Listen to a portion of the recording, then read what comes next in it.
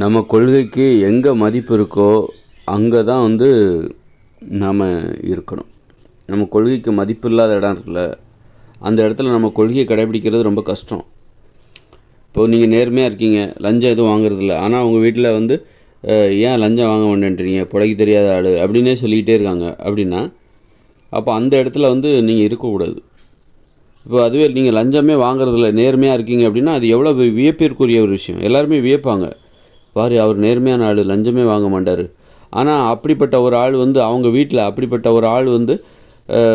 அவங்க வீட்டில் என்ன சொல்லுவாங்க அப்படின்னா, இவருக்கு பிழைக்கவே தெரில அப்படி சொல்கிறாங்கன்னு வச்சுக்கோங்க. அப்போ அந்த மாதிரி இடத்துல இருக்கக்கூடாது.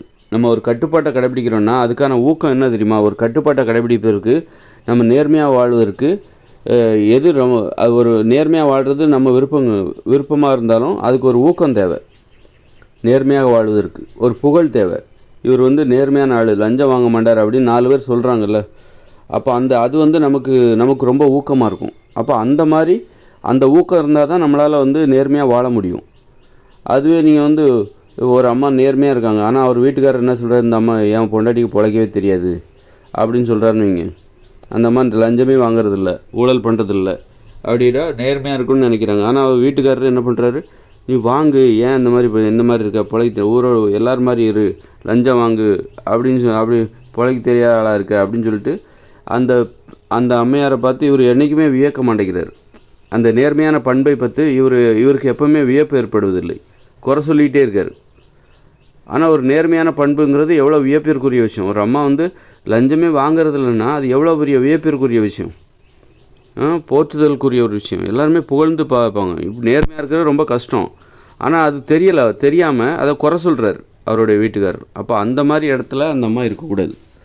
அந்த மாதிரி உறவு அந்த அம்மாவே பலவீனப்படுத்தும். என்னடா நம்ம உரிய மரியாதை என்பது கிடைக்கலையே, நம்முடைய செயலுக்கு உரிய மரியாதை இல்லாத இடத்துல நாம் இருக்கமே அப்படிங்கிறது அந்த அம்மா மேலும் பலவீனப்படுத்தும். அது போன்ற இடத்துல இருக்கக்கூடாது. அது போன்ற உறவை முறித்து கொள்ள வேண்டும். அது கணவனாக இருந்தாலும் உடனே டைவர்ஸ் நோட் அனுப்பிச்சு விவாகரத்து வாங்கிடணும். அவர் திருந்தவே மாட்டார் அப்படின்னா விவாகரத்து வாங்கிடணும்.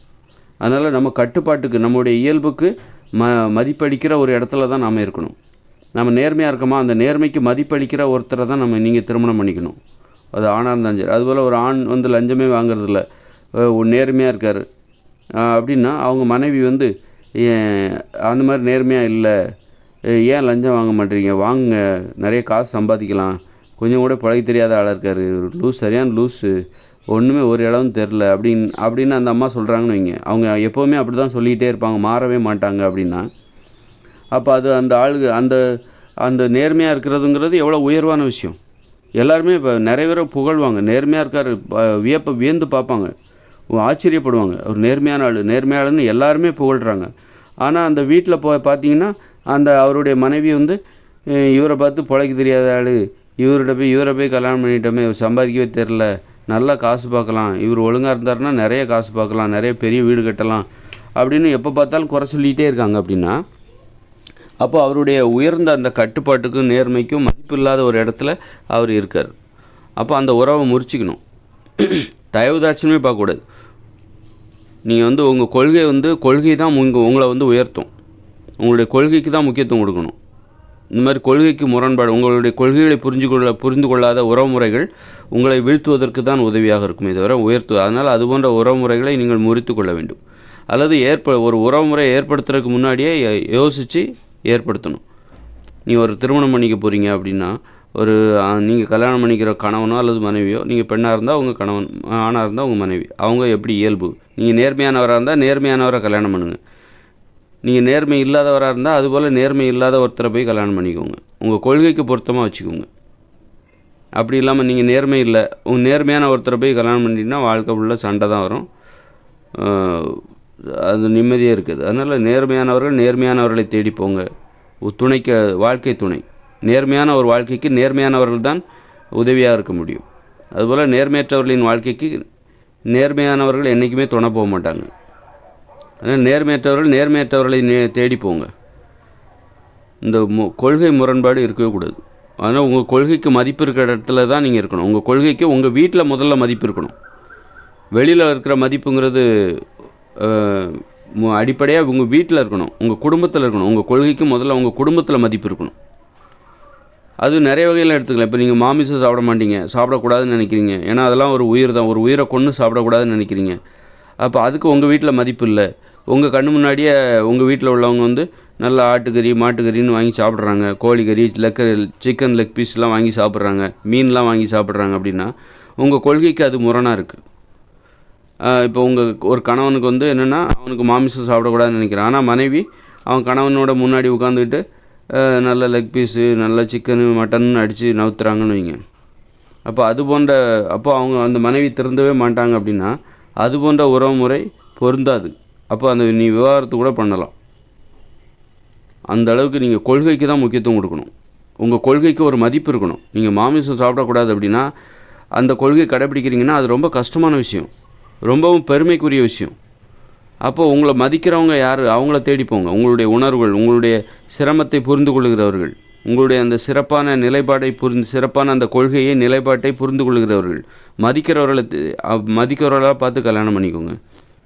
அப்படி இல்லாமல் உங்களுடைய மதிக்காதவங்கள பார்த்து பண்ணிட்டீங்கன்னா உங்களுக்கு அதோட நீங்கள் கடைபிடிக்கிற அந்த கொள்கையின் மதிப்பு அவங்களுக்கு தெரியாது. உங்களால் அந்த கொள்கையில் கடைபிடிக்க முடியாது. தொடர்ந்து கடைசியில் பார்த்தீங்கன்னா நீங்களும் மற்றவங்கள மாதிரி மாமிசம் சாப்பிட ஆரம்பிச்சிருவீங்க. உங்கள் மனைவியை போல் மாமிசம் சாப்பிட ஆரம்பிச்சிருவீங்க.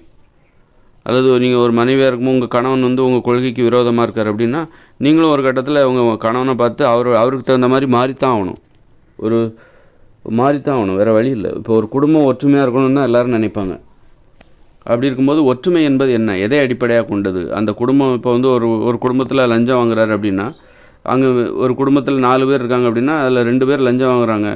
அப்போ 2 பேர் இன்னொரு 2 பேர் லஞ்சம் வாங்குறதில்ல. அப்போ அந்த குடும்பத்தில் ஒற்றுமை இருக்காது. அப்போ அந்த குடும்ப ஒற்றுமை தான் முக்கியம். அப்படின்னா லஞ்சம் வாங்காத அந்த 2 பேர் லஞ்சம் வாங்கியாகணும். அப்போ தான் அந்த குடும்ப ஒற்றுமையாக இருக்கும். இல்லைன்னா லஞ்சம் வாங்கிட்டு இருக்காங்க பாருங்கள், அவங்க வாங்குறத நிறுத்தணும். வாங்காத 2 பேரோட சேர்ந்து அப்போ தான் அந்த குடும்பம் ஒற்றுமையாக இருக்கும். ஒரு குடும்பம் ஒரே கொள்கையின் கீழ் நடைபெற வேண்டும். அதுதான் ஒரு குடும்ப ஒற்றுமை. ஒரு குடும்பத்துக்குள்ளே முரண்பாடுகள் இருக்கக்கூடாது, கருத்து முரண்பாடுகள் இருக்கக்கூடாது. ஒரு குடும்பத்தில் 3 பேர் மாமிசம் சாப்பிட்றாங்க, ஒருத்தர் மாமிசம் சாப்பிடல அப்படின்னா அந்த குடும்பத்தில் ஒற்றுமை இல்லை. அப்போ குடும்ப ஒற்றுமை தான் முக்கியம். அப்படின்னா யாராவது ஒருத்தர் மாறி தான் ஆகணும். அந்த பெரும்பான்மையானவரோட அல்லது இப்போ ஒரு கொள்கையின் கீழ் அதில் அத்தனை பேரும் வர வேண்டும். ஒரு கொள்கையின் கீழ் அந்த குடும்பத்தினர் அனைவருமே வரணும். யாராவது கொள்கையில் ஒருத்தர் முரண்படுறாரு அப்படின்னா அங்கே அந்த குடும்பத்தில் உள்ள பெரும்பான்மையானவருடைய கொள்கையிலிருந்து ஒருத்தர் மட்டும் விலகிறார், முரண்படுறாருனா ஒருத்தரோ 2 பேரோ முரண்படுறாங்க அப்படின்னா முரணான கொள்கை இருக்கிற இடத்துல ஒற்றுமை இருக்காது. சண்டைகள் தான் அதிகமாகும், சண்டை சச்சரவு தான் அதிகமாகும். இப்போ ஒரு மதம் இருக்குது அப்படின்னா ஒரு குடும்பத்துக்கு சாதி நம்பிக்கை இருக்குதுன்னா சாதி நம்பிக்கை அந்த குடும்பத்தில் உள்ள எல்லாத்துக்கும் இருக்கணும். அப்போ தான் அந்த குடும்பம் ஒற்றுமையாக இருக்கும். இல்லைன்னா யாராவது ஒருத்தருக்கு இங்கே சாதியில் நம்பிக்கை இல்லை அப்படின்னா அந்த குடும்பத்தில் சண்டை சச்சரவுகள் வரும்.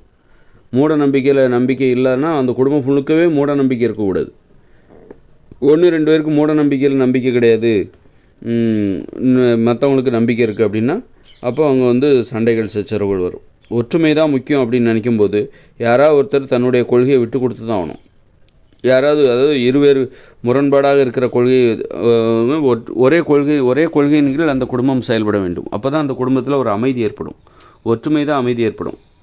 உங்கள் கொள்கை தான் முக்கியம் அப்படின்னா அப்போது நீங்கள் வந்து உங்கள் கொள்கை முக்கியம் அப்படின்னா உங்கள் கொள்கையின் கீழ் மற்றவங்கள மாற்ற பார்க்கணும். மாற்றாத பட்சத்தில் அங்கே ஒற்றுமையே இருக்குது.